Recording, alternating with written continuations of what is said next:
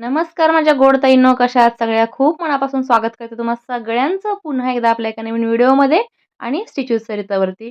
या अगोदर आपण रिसेंटलीच या ब्लाऊजचा कटिंग व्हिडिओ टाकला होता. बोट नेक प्लस प्रिन्सेस कट हा 37 साईजचा ब्लाऊज आहे. त्याच्यामध्ये शोल्डर किती घ्यायची, मुंडा किती घ्यायचा हे सविस्तर आपण या ब्लाऊजमध्ये पाहिलं होतं. अजूनही तुम्ही तो व्हिडिओ पाहिला नसेल, तुमच्या वेळेनुसार तो पाहू शकता. म्हणजे तुम्हाला या व्हिडिओमध्ये डिटेल्स अजून लक्षात येतील. Princess cut heavy size plus boat neck blouse कटिंगचा व्हिडिओ 2 दिवसापूर्वीच आपल्या होम पेजवरती अपलोड झालेला आहे. चॅनलवरती तुम्ही जाऊन तो पाहू शकता. आता बघा, मी हे कटिंग करून घेतल्यानंतर या ब्लाऊजचं स्टिचिंग आपण करत आहोत. तर बॅक पार्ट आणि अस्तर जे आहे, मेन फॅब्रिक आणि अस्तर बॅक पार्ट एकत्र जोडून घेतलेला आहे. त्यानंतर आपला गळा जो मार्किंग केला होता, त्या हिशोबाने गळा कटिंग केलेला आहे. गळा कटिंग केल्यानंतर पुन्हा त्याच्यावरती टीप मारायची आहे आणि पुन्हा आपल्याला बॅक टक्स ज्या आपल्या आहेत कमरेच्या, त्या शिवून घ्यायच्या आहेत. कमरेच्या टक्स आपण 5 इंचावरती रुंद आणि 5 इंचावरती लांब घेतलेल्या होत्या आणि अर्धा इंचाची रुंदी टक्सला देऊन निमुळती टक्स आपल्याला पुढे काढायचे आहे. आता कमरेचे टक्स मारून झाल्यानंतर हलकासा क्रॉस भाग मी बॅक साईडचा जिथे फिटिंग करतो त्या साईडचा आपण इथे कट केलेला आहे. कारण ब्लाऊज जेव्हा आपण फिटिंग करून बॉडीमध्ये घालतो, तेव्हा साईडचा पार्ट उचलू नये त्यासाठी मी हा कव्हर व्यवस्थित व्हावा, याचा शेप नीट यावा, त्यासाठी अर्धा इंच कटिंग साइड पार्टला देत असते क्रॉसमध्ये. आता ही पट्टी जी आहे ती डबल आपल्याला फोल्ड करून लावता येते. सिंगल एका साईडला काठ असतील, बॅक साईड असेल तरीही लावता येते. इथे ओपन साईड दोन्हीही होते म्हणून मी अर्धा इंचावरती टीप मारून घेतलेली आहे आणि 1.25 इंच पट्टी इथं ठेवलेली आहे.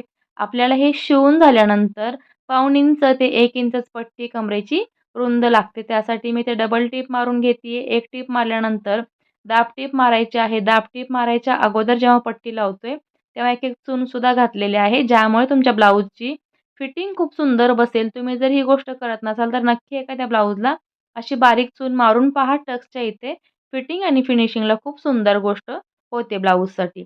आता हा आपला बॅक पार्ट काहीसा असा जोडून आपला इथे रेडी झालेला आहे. त्यानंतर फ्रंट आहे, तो पार्ट घेऊया. आता फ्रंट साईडचे पण सगळे मेन फॅब्रिक आणि अस्तर मी ऑलरेडी जोडून घेतले होते.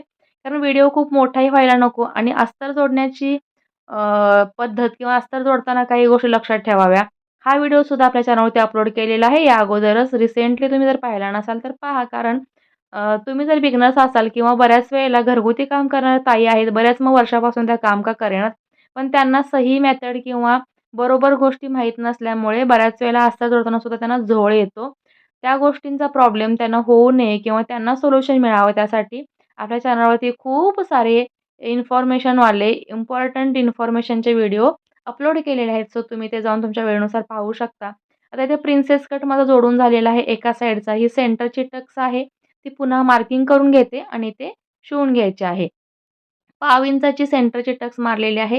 ही पूर्णपणे ऑप्शनल आहे. तुम्हाला सवय असेल तर मारा, नाही मारलात स्किप केलीत तरीही प्रिन्सेस कट तुमचा सेमच येणार आहे. आता मला ही सवय झालेली आहे त्यामुळे मी टक्स नेहमी मारत असते. आता प्रिन्सेस कट जोडताना खूप साऱ्या ताईंना एक प्रश्न नक्कीच पडतो आणि नेहमी पडतो, की प्रिन्सेस कट वरून जोडावा की खालून जोडावा? सुरुवात कुठून करावी? वरच्या बाजूनी मुंड्याच्याकडून जोडला तर चांगला बसेल की खालच्या कमरेच्या इकडच्या बाजूने जोडला तर चांगला बसेल? तर आपलं कटिंग जेव्हा परफेक्ट असतं ना ताईंनो, तेव्हा तुम्हाला दोन्हीही साइडनी प्रिन्सेस कट जोडा. काहीही प्रॉब्लेम येत नाही. जे तुमचं शिलाई मार्जिन आहे तेवढं तुम्हाला आठवायचं आहे. कुठेही कपडा खेचाखेची न करता अगदी प्रॉपर कपडा जोडला की दोन्हीही पार्ट बरोबरच येतात. आता हा डावा साइड आहे त्यामुळे याला मी लूप पट्टी लावून घेते. लूप पट्टी लावताना बघा, हा नेटचा कपडा आहे तो मी बाजूला काढून ठेवलेला आहे. कारण हुक लूकमध्ये घातल्यानंतर हा कपडा फाटू शकतो. सो लाईफ याची वाढावी त्यासाठी मी ते लाँग लाईफसाठी प्लेन पट्टी घेतलेली आहे चांगल्या कपड्यातली व्हाईट कलरची आणि ती इथे हुकसाठी लावत आहे, म्हणजेच लूकसाठी लावत आहे.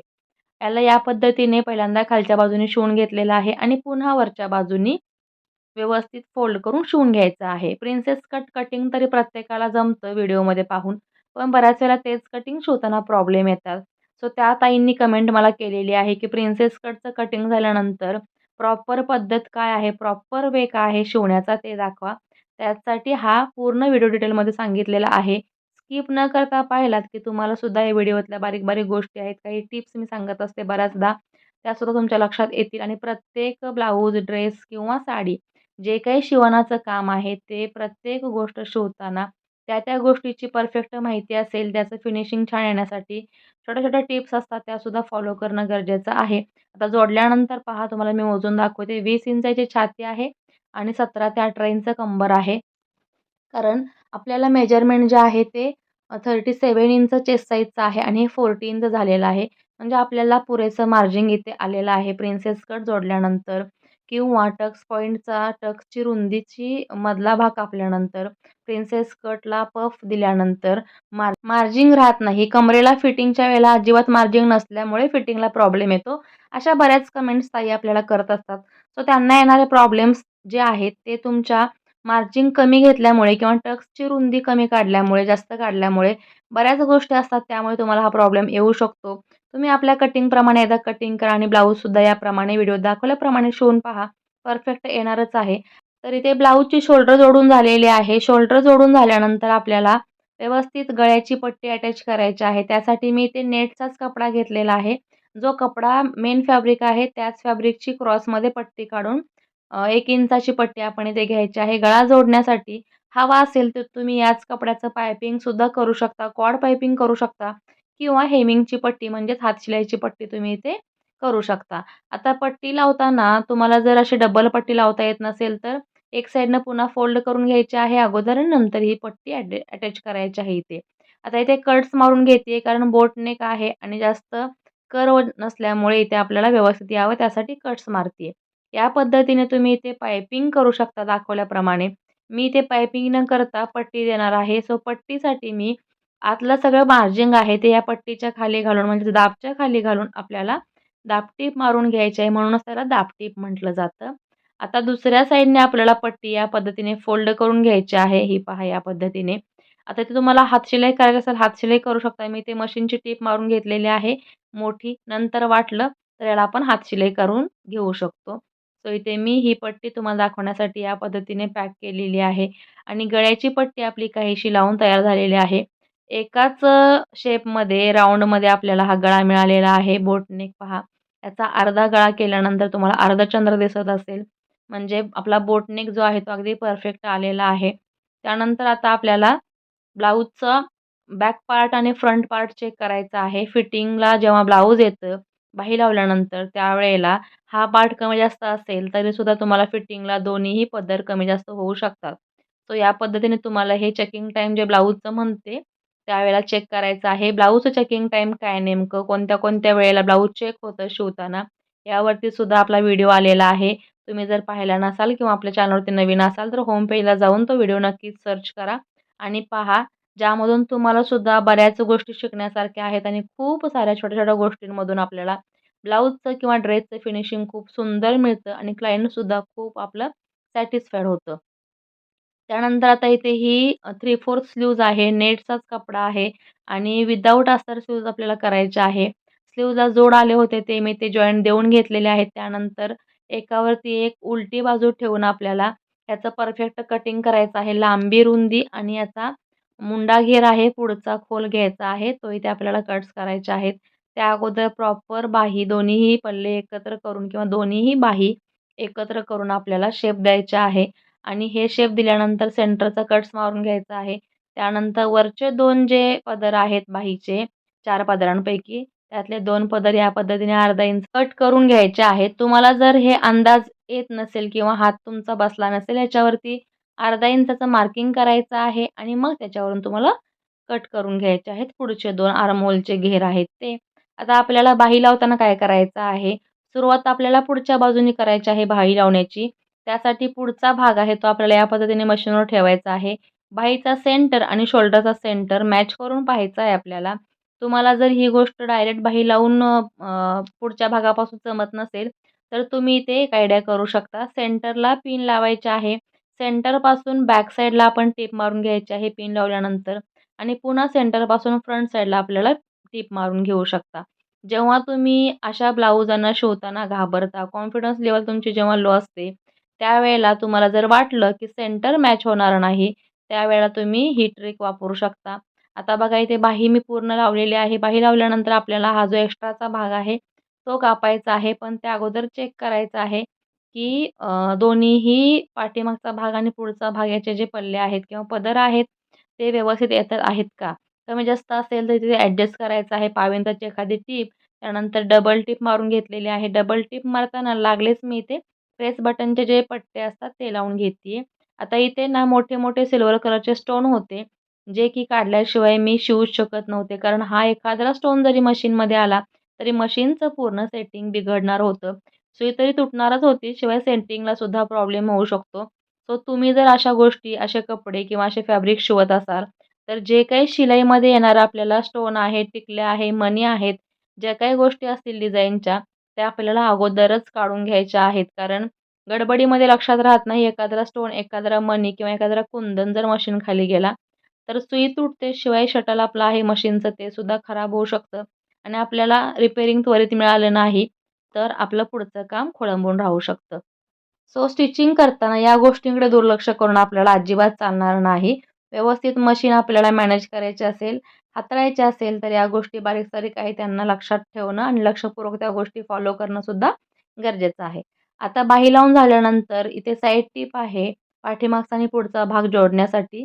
ती मी इथे साईड टीप मारून घेतलेली आहे आणि साईड टीप मारून झाल्यानंतर मग आपल्याला शिल्लक राहिलेलं मार्जिन आहे ते कापून टाकायचं आहे. कारण फिटिंगच्या अगोदर हे मार्जिन आपल्याला वेगळं करायचं आहे.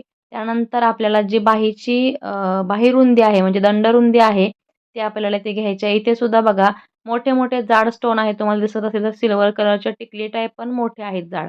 एखाद्याला स्टोन सुईखाली आला तर सगळीच गडबड होणार आहे आणि हे फिटिंगला तरी बराच वेळेला होतं. मध्ये अधूनमधून विरळ स्टोन होते, पण जी बॉर्डर आहे, लेस आहे जी या कपड्याला, त्याच्यावरती खूप सारं भरगच्च भरलेले स्टोन आहेत. सो ते मला हाताने काढणंही शक्य नाही. कधी-कधी नखं तुटतात आणि आपल्याला नखांना आतमध्ये जिव्हाळीला लागून दुखतं. तुम्हाला हे अनुभव नक्कीच आला असेल, तुम्ही हे काम करताय तर. त्यामुळे मी काय केलेलं आहे इथे, आपला जो कटर आहे त्याच्या मदतीने स्टोन काढलेले आहेत. सगळे स्टोन काढून एका बाहीचे झालेले आहेत. दुसऱ्या बाहीचे सुद्धा मला स्टोन काढूनच फिटिंग करावं लागणार आहे. दुसऱ्या बाजूला सुद्धा याच पद्धतीने आपल्याला टीप मारून घ्यायची आहे. टीप मारताना स्टोन मशीनच्या दाबखाली येत नाही ना, ह्याची काळजीसुद्धा घ्यायची आहे.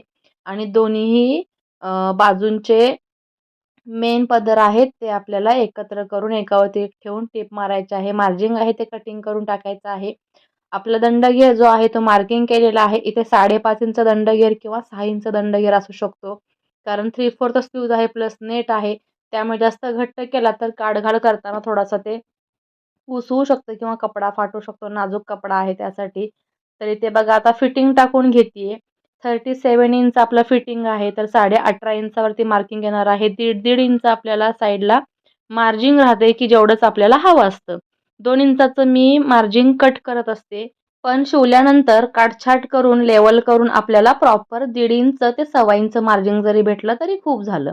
याच्यापेक्षा जास्त मार्जिन ठेवलं तरीसुद्धा ते इरिटेशन होऊ शकतं ब्लाऊज घातल्यानंतर. फुल तुम्हाला ब्लाऊज घालायचा असेल किंवा कार्यक्रम असेल, या हिशोबाने तुम्हाला फिटिंगसुद्धा ठेवताना लक्षात घ्यायचं आहे, की 1.5 इंचाच्या वरती आणि 1.25 इंचाच्या खाली फिटिंग जाऊ नये. शक्यतो 1.25 इंच, 1 इंच फिटिंग नेहमी राहावं. त्यामुळे ब्लाऊज जर आपल्याला काही महिन्यांनी, काही वर्षांनी थोडंसं लूज करावं वाटलं, तब्येत वगैरे कमी जास्त होत राहते लेडीजची, त्यावेळेला तुम्हाला ते मार्जिन उसवून ब्लाऊज थोडंसं लूजही करता यावं. आता या साईडचं सुद्धा फिटिंग टाकून घेते. फिटिंग टाकताना बघा इथे हे स्टोनमध्ये येतायत ते सुद्धा मला वरचेवर काढावे लागतायत. कारण बऱ्याच वेळेला आपण फिटिंग टाकायच्या अगोदर सुद्धा स्टोन काढतो. पण तेवढे बस होत नाहीत, इनफ होत नाहीत, की फिटिंग जर आतमध्ये थोडंसं सरकून आलं, तर आपल्याला पुन्हा फिटिंगच्या लेवलला येणारे स्टोन किंवा मणी आहेत, कुंदन आहेत, ते सगळे काढावे लागतात. आता या पद्धतीने खूप भरगच्च भरलेले इथे स्टोन आहेत. त्यामुळे इथे मशीन मी थोडीशी हळू चालवतीये. कारण एखादा स्टोन माझ्या सुईखाली आला तर माझं पुढचं काम खोळंबेल. त्यासाठी ही काळजी नक्कीच घ्यावी लागते. 3 टिप मी मारत आहे फिटिंगसाठी. कारण एखादी टिप जरी उसवली तरी दुसरी टिप आणि मार्जिनच्या साईडची अजून एक टिप अशा 2 टिपा आपल्याकडे असतात. त्यानंतर ब्लाऊज फिटिंग फायनली झालेलं आहे. हुक लूक आहे ते इथे मार्किंग करतीये. So finally boat neck with princess cut अस्तर आणि नेटमध्ये ब्लाऊज आपला शिवून झालेला आहे. तुम्हाला एकाच ब्लाऊजमध्ये खूप साऱ्या गोष्टी शिकायला मिळालेल्या आहेत आणि ब्लाऊज शिवल्यानंतर ब्लाऊजचा पफ तुम्ही पाहाल प्रिन्सेस कटचा. तो सुद्धा अतिशय सुंदर आलेला आहे. हे पहा. पूर्ण ब्लाऊज तुम्हाला मी व्यवस्थित ठेवून दाखवतीये. तुम्हाला हा व्हिडिओ आवडला असेल तर लाईक करा आणि जास्तीत जास्त शेअर करा म्हणजे पुढे जाऊन हा व्हिडिओ अजून बऱ्याच ताईंना हेल्प करू शकतो. सो तुम्हाला आपले व्हिडिओ आवडत असतील तर असेच अजून छान-छान व्हिडिओ पाहण्यासाठी आपल्या चॅनलला सबस्क्राईब करा. जास्तीत जास्त व्हिडिओ शेअर करा. नवीन असाल तर बेल आहे ती ऑलवरती सेट करा. बाय.